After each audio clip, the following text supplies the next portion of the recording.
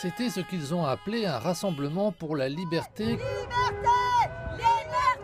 qui a investi l'avenue des Champs-Élysées de Paris pendant plusieurs heures. Les manifestants avaient été informés que cette manifestation n'était pas autorisée, mais des centaines de personnes ont défié la décision des autorités et ont quand même garé leur voiture sur l'avenue emblématique.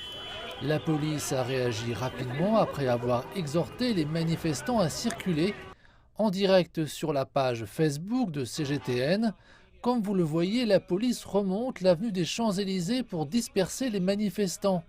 Les forces de police leur demandent de monter dans leur voiture et de partir.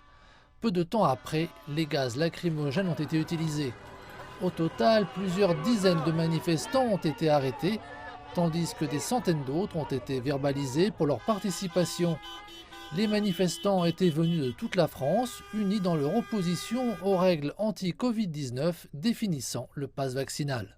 Qui nous imposent leur dictature, c'est-à-dire se faire vacciner directement pour aller travailler, pour aller au restaurant ou faire X loisirs. Alors que non, la liberté c'est pas ça. C'est pas imposer un pass pour aller manger ou faire ses courses ou quoi que ce soit, quoi. Certains ont également vanté le mérite des Gilets jaunes, espérant raviver cet élan et le message des manifestations des Gilets jaunes de 2018.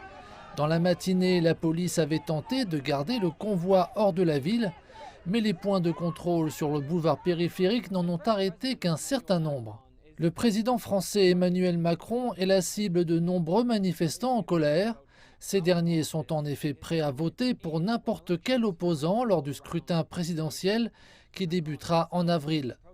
Emmanuel Macron a lui-même déclaré vendredi que les manifestants avaient des arguments légitimes, mais qu'ils devaient garder leur calme et trouver un autre moyen de discuter des problèmes.